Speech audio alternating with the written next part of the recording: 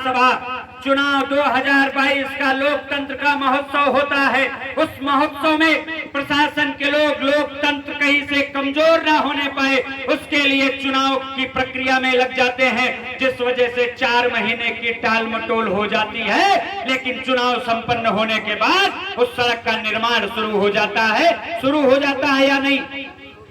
सड़क बन रही है या नहीं? एक तरफ प्रशासन के लोग वादा करते हैं उस सड़क का निर्माण कार्य पूरा हो जाता है, दूसरी तरफ डिप्टी सीएम वादा करते हैं वो निर्माण आज भी नहीं पूरा हुआ।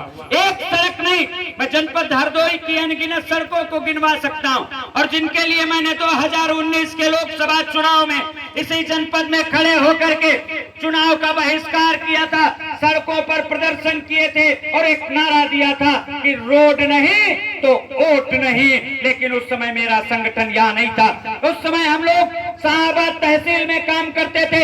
आप देखिएगा पिहानी से जाने वाला शाहबाद का मार्ग, आप देखिएगा पिहानी से चपरतला को जाने वाला मार्ग, आप देखिएगा पिहानी से जेबीगंज को जाने वाला मार्ग, आप देखिएगा पिहानी से कुल्हावर घाट को जाने वाला मार्ग, आप देखिएगा पिहानी से टड़ियामा को आने वाला मार्ग, आप देखिएगा गोपामाऊ से बकुरहा को जाने वाला मार्ग, सारे के सारे जर्जर थे, जिसमें अगर आज आप शाहबाद तहसील में जाएंगे तो आपको कोई भी सड़क जर्जर नहीं मिलेगी। इसके लिए सबसे ज्यादा अगर किसी को बधाई बनती है, किसी का आभार व्यक्त करने का मन करता है, तो उस क्षेत्र के लोगों का मन बनता है जिन लोगों ने सड़क की दुर्दशा को देखते हुए अनगिनत बार प्रदर्शन किए, सरकार के सामने हाथ जोड़ करके नहीं बल्कि सरकार के प्रतिनिधियों के डंडा खोस करके अपनी सड़कों को बनवाने का काम किया है, अपनी मांगों को मनवाने का काम किया। जय जवान। साथियों, क्षेत्राधिकारी महोदय बैठे, प्रभारी निरीक्षक महोदय बैठे, समस्याएं अनगिनत, समस्याओं का अंबार लगा। मैं तो डंके की चोट पर कहता हूं कि कृषि प्रधान जैसे देश की इससे ज्यादा विडंबना क्या होगी। जिस देश की पहचान कृषि प्रधान देश से होती है, जिस देश में 70% से ज्यादा हमारे किसानों के परिवार, जिस देश की अर्थव्यवस्था से लगा करके सारी की सारी व्यवस्थाएं हमारे परिवारों के बलबूते संचालित होती, जिस देश में गांव के पंच से लगा करके देश का प्रधानमंत्री किसको बनना है यह हमारे घर के लोग तय करते हैं, जिस देश में प्रशासनिक व्यवस्था कैसे चलेगी उसके लिए प्रत्येक वस्तु पर छोटा छोटा टैक्स हम लोग देते हैं। लेकिन उसके बाद आज चाहे जिस क्षेत्र में देख लीजिए, चाहे किसानों की कृषि के क्षेत्र में देख लीजिए, डीजल 100 रुपया लीटर है। बिजली की दरों में उत्तर प्रदेश की सरकार ने कहा कि हम ग्रामीण क्षेत्र में 18 घंटे निर्बाध बिजली देंगे। 18 घंटे निर्बाध बिजली देने के नाम पर बिजली की दरों में बेतहाशा बढ़ोतरी कर दी गई। जो हमारे घरेलू कनेक्शन धारक थे जिनका बिल 125 रुपया महीने में आता था, आज उनका 450 रुपया 500 रुपया आता है। 18 घंटे बिजली देने के नाम पर बिजली की बिलों को इतना बढ़ा दिया गया। जो हमारे प्राइवेट ट्यूबवेल कनेक्शन धारक थे जिनके खेत में 5 हार्स पावर के मोटर कनेक्शन थे, जिनका 450 रुपया प्रति महीने का बिल आता था, उसको 1150 रुपया कर दिया गया। यहाँ तक कि बिजली विभाग के द्वारा बगैर किसी प्रकार की जांच किए 5 एचपीए के जो हमारे मोटर थे उनको 7.5 का ओवरलोड समझ करके उनको 7.5 का कर दिया गया। लेकिन 18 घंटे बिजली आती है आपके? आती? कितने घंटे आती? 6 घंटा 8 घंटा। तो साथियों, भारत का जो यह प्रदेश हमारा उत्तर प्रदेश है, यह कृषि के क्षेत्र में सर्वाधिक गन्ना पैदा करने वाला प्रदेश है। उत्तर प्रदेश से ज्यादा भारत के किसी भी प्रदेश में गन्ना नहीं पैदा होता। हमारे यहाँ 3 फसलें प्रमुख रूप से पैदा की जाती हैं। नंबर 1 गन्ना, नंबर 2 गेहूं और नंबर 3 धान।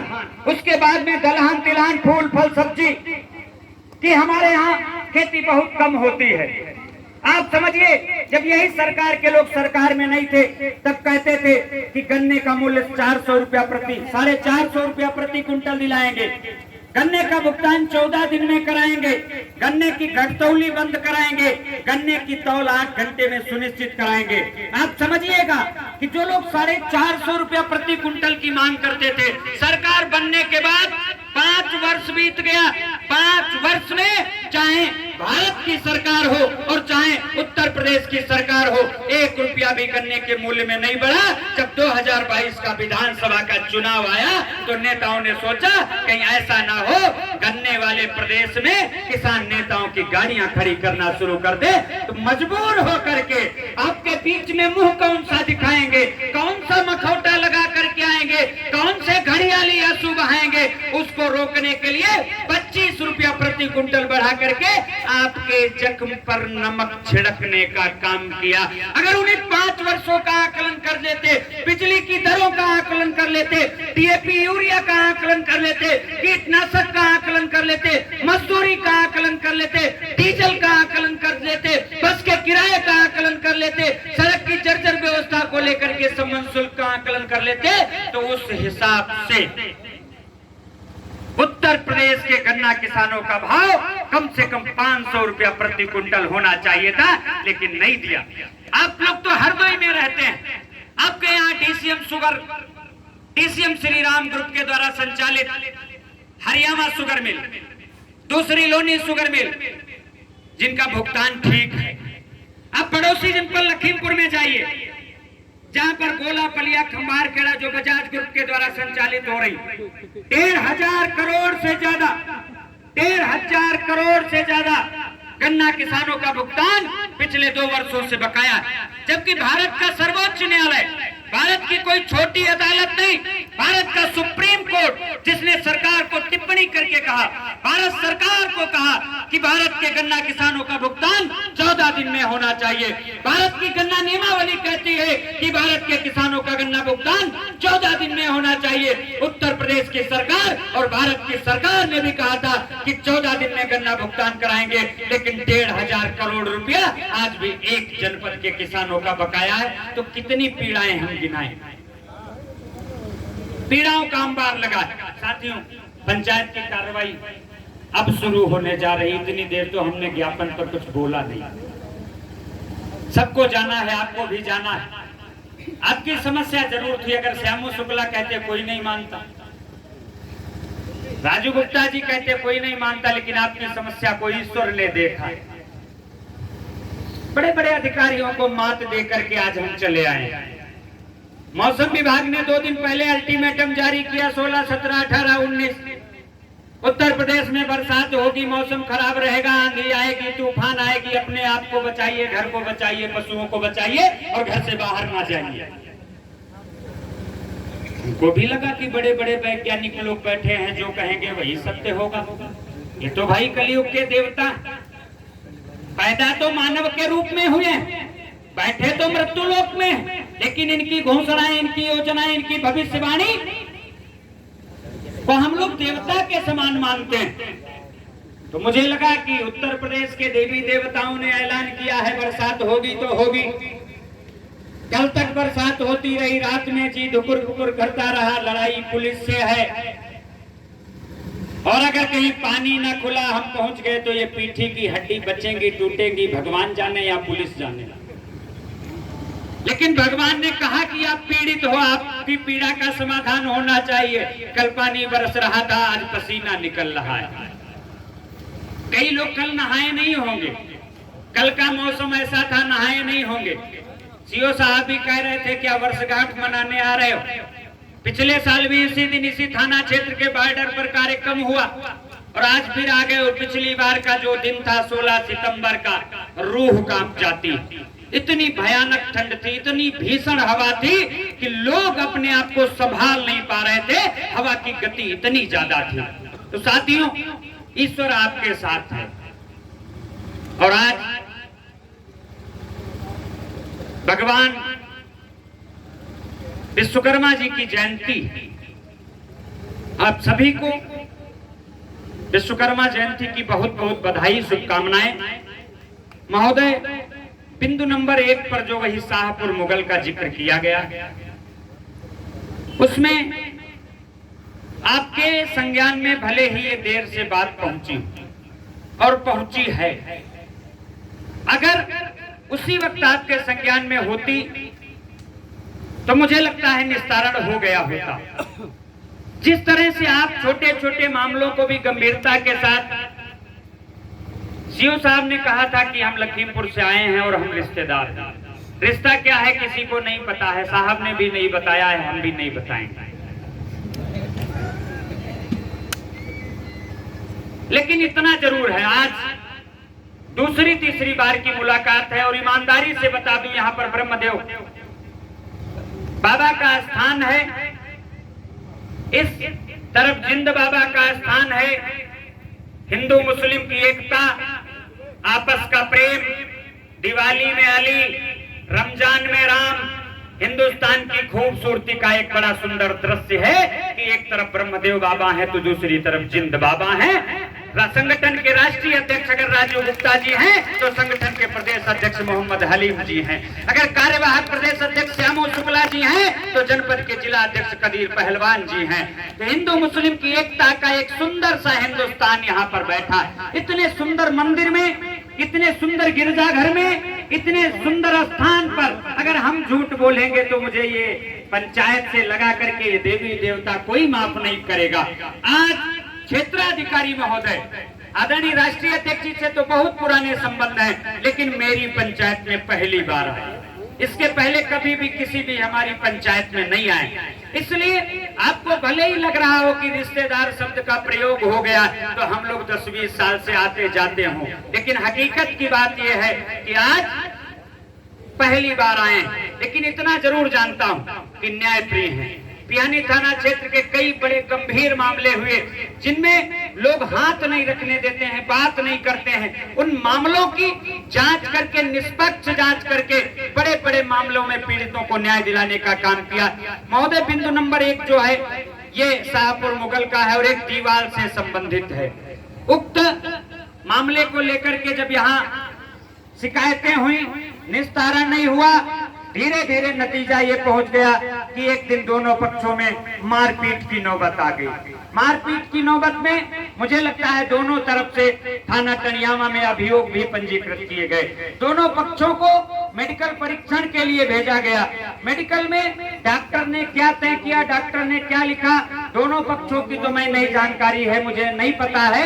लेकिन एक पक्ष का जो मैंने मेडिकल रिपोर्ट देखी है उस पर हेड फ्रैक्चर की बात की गई। अब तक वो मुकदमा उन धाराओं में तरमीम हुआ है या नहीं हुआ है मुझे ये भी नहीं पता।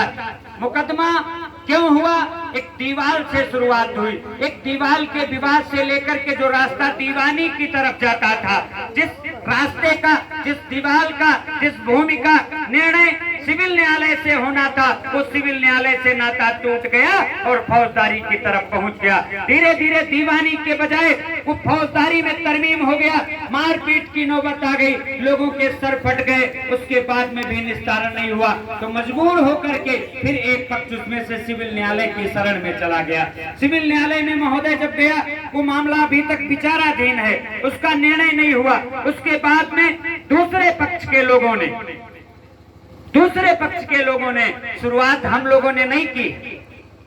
और मैं कभी किसी को सलाह नहीं देता हूं, मैं हमेशा ये कहता हूं कि गांव के ज्यादातर मसलों को गांव की पंचायत में बैठ करके निपटाओ। न्यायालय में जाओगे, 20 साल लड़ोगे, पुलिस के पास जाओगे, महीनों चक्कर लगाओगे।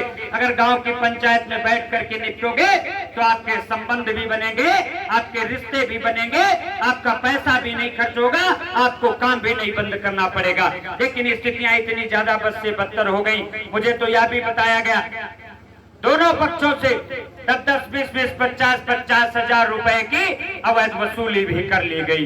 पैसा भी गया, चोट भी खाए, मुकदमा भी हुआ, लेकिन निस्तारण नहीं हुआ। उसके बाद विपक्ष के लोगों ने पुलिस के ऊपर दबाव बनाने के लिए, मुकदमों में धारा बढ़वाने के लिए, दीवार को बनवाने के लिए, या जो भी उनका उद्देश्य हो, जो भी उनकी मंशा हो, मुझे नहीं पता है। थाने का घेराव, थाने के बाद एसपी कार्यालय के बाहर घेराव कि एक पक्ष को दबा लिया जाए, एक पक्ष को सता लिया जाए, जबकि महोदय दूसरा पक्ष इस बात पर भी तैयार है कि जब तक या तो दोनों पक्ष आपस में सहमति बना लें, या तो दोनों पक्ष आपस में सुलह समझौता स्वेच्छा से बगैर किसी दबाव के राजी मर्जी से कर लें, दीवार का भी निर्माण हो जाएगा, मुकदमे भी खत्म हो जाएंगे। और अगर दोनों पक्षों की आपसी सहमति नहीं है, आपस के तालमेल नहीं बन पा रहे हैं, तो जो दीवार का मामला है वो जब सिविल न्यायालय तय कर देगा तब दीवार बन जाएगी, जिसके पक्ष में न्यायालय निर्णय करेगा तब बन जाएगी। तब तक के लिए यथास्थिति बनी रहे। मुकदमों में मेडिकल के आधार पर जो सही धाराएं हो, जो मेडिकल रिपोर्ट में डॉक्टरों के द्वारा लिखा गया हो, उनके आधार में तरमीम करके उन धाराओं को, उसको चार्जशीट आरोप पत्र को न्यायालय में प्रेषित कर दिया जाए, उसका भी निर्णय न्यायालय कर देगा। उसमें किसी भी पक्ष के ऊपर अनैतिक तरीके से दबाव बना करके उसमें सुलह समझौता या दीवार का निर्माण न कराया जाए। मैं तो चाहता हूं कि दोनों पक्षों को एक जगह बुला लिया जाए, दोनों पक्षों को एक जगह पर बैठा लिया जाए, दोनों पक्षों की सलाह से, दोनों पक्षों की पूछताछ से, दोनों पक्षों की राजी मर्जी से अगर दोनों पक्ष तैयार हैं तो दीवार का निर्माण भी करा दिया जाए और मुकदमे में दोनों पक्ष शपथ पत्र दे दें, उन मुकदमों को भी खत्म करा करके जीवन भर के लिए इस लड़ाई को समाप्त कर दिया जाए। लेकिन उसमें दोनों पक्षों की सहमति जरूरी, किसी न किसी को 19-20 करना पड़ेगा। हम अपनी बात पर अड़े रहें, तुम अपनी बात पर अड़े रहो, फैसला नहीं होगा। महोदय बिंदु नंबर 1 तो यह। महोदय बिंदु नंबर 2, थाना टणियाओं में प्रभारी निरीक्षक महोदय, जिसे मैं आज दूसरी बार कहूं या तीसरी बार मुखातिब नहीं हुए। पंचायत की नौबत क्यों आ गई, मैं तो वार्ता करने आया था। मुझे जब ये सारी शिकायतें मिली तो मैंने कहा कि प्रभारी निरीक्षक महोदय को जाकर के अपनी बात कर लें, किसी भी धरना प्रदर्शन पंचायत की नौबत ना आए। मैंने 6 बार टेलीफोन किए।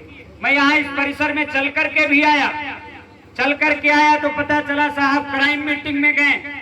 मैंने कहा साहब मुख्यालय आ जाता हूँ। मैं मुख्यालय पहुंच गया। क्राइम मीटिंग जब समाप्त हुई, साहब गाड़ी में बैठकर कहीं निकल गए। मैंने टेलीफोन किया, उठा नहीं। मुझे लगा कि थाने पर गए होंगे। मैं फिर थाने पर आ गया। थाने पर जब मैं फिर आया तो इंस्पेक्टर साहब नहीं थे।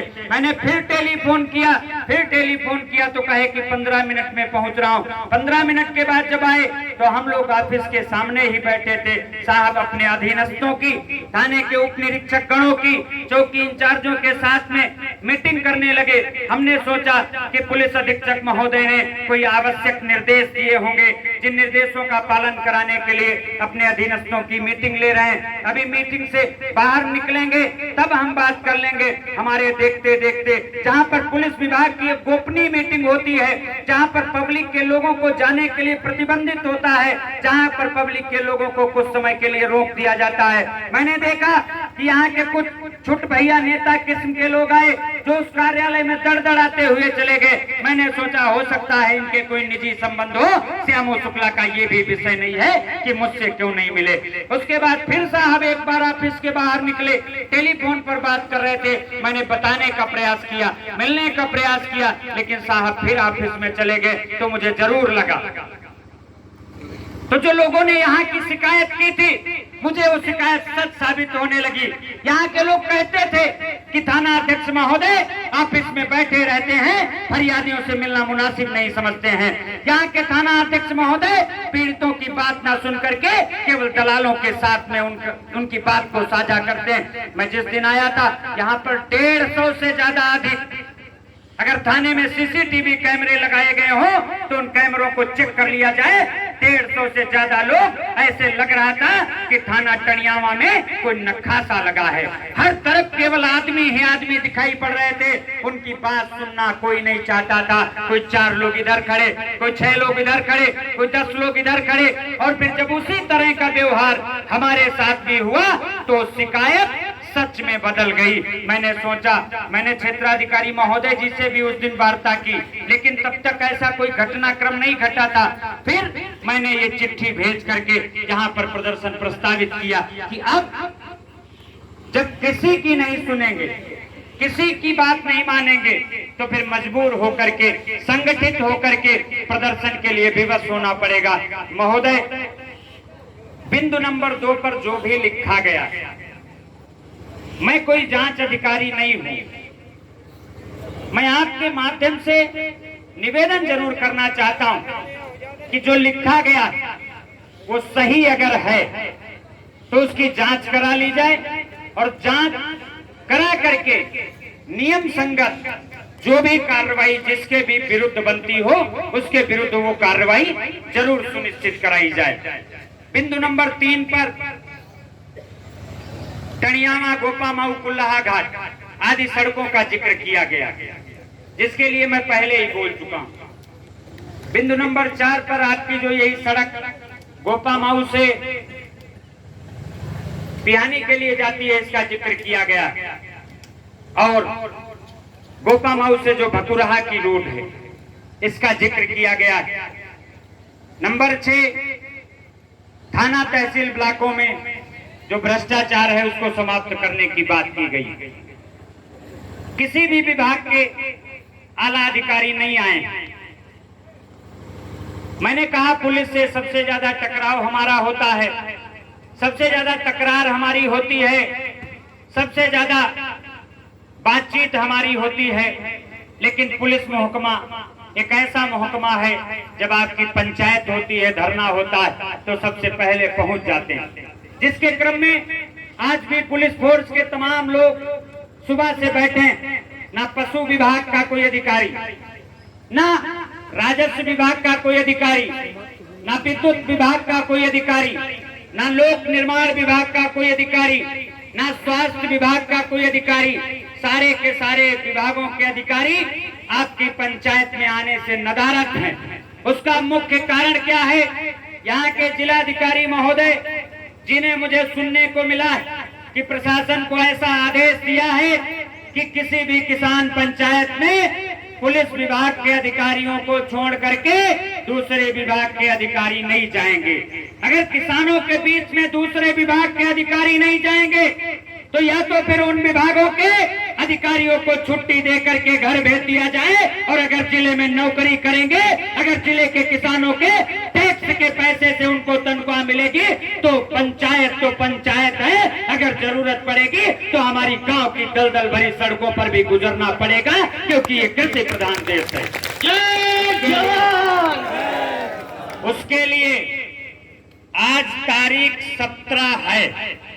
इतने लोगों के बीच में कह करके जा रहा हूं, पत्रकार साथी भी, आज 17 तारीख है। जो सपना, जो ख्वाब इस लोकतंत्र में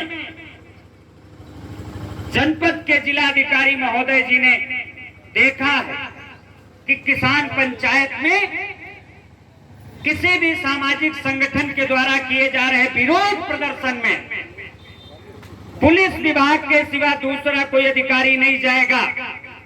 मैं आज ऐलानिया तौर पर पत्रकारों की मौजूदगी में, पुलिस की मौजूदगी में और जनता की अदालत में आपका पैरोकार होने के नाते कह करके जा रहा हूं, 21 तारीख के बाद इस सपने को तोड़ दिया जाएगा, चकनाचूर कर दिया जाएगा।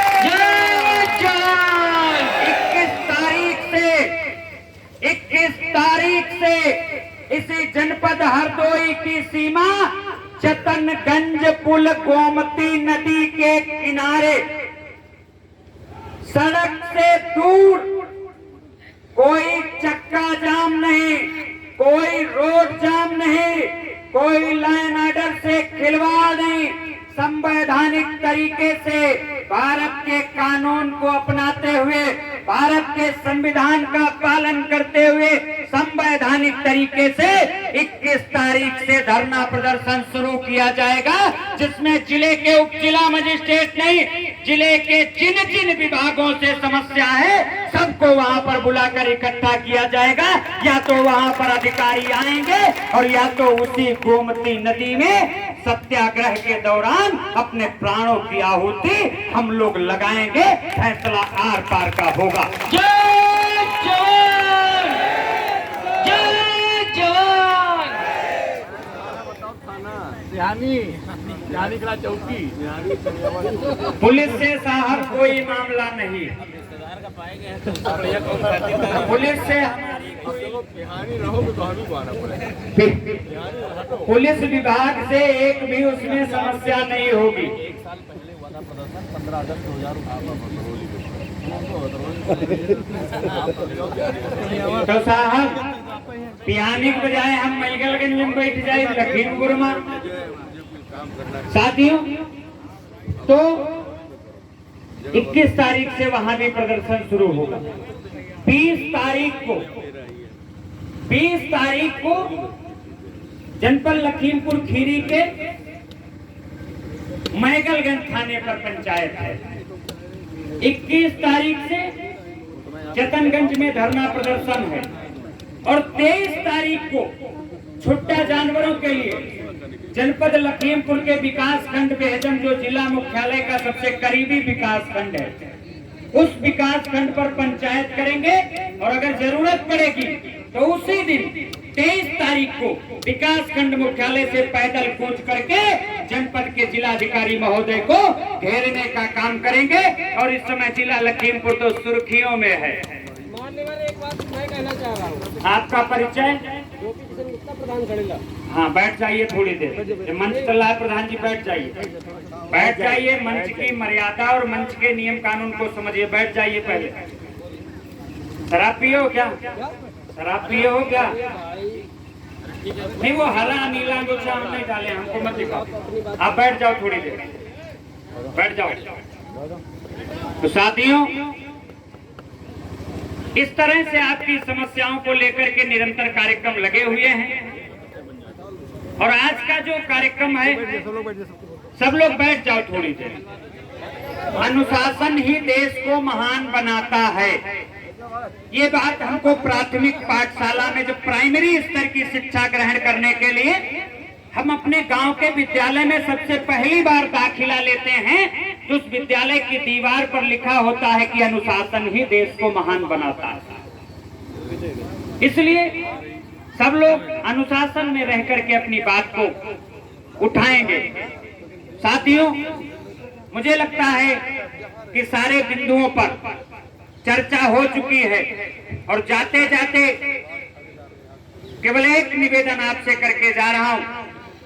अगर आपको आपकी आंखों से दिखाई पड़े, कानों से सुनाई पड़े, गांव की गलियों से आपके परिवार की वो कलह, वो आवाज, वो पीड़ा सुनाई पड़े, जिस पीड़ा के लिए आप दर दर भटक रहे हो, जिस पीड़ा के लिए आप हर 5 वर्ष में सरकार बदल रहे हो, लेकिन पीड़ा का समापन नहीं हो पा रहा है। अगर उस पीड़ा को आप समाप्त करना चाहते हैं, अगर उस पीड़ा की आप दवाई लेना चाहते हैं, तो आपके बीच में 2 लाइन की कविता जो आपके खून और पसीने से लिखी गई है, जिसके एक एक शब्द में आपकी पीड़ा का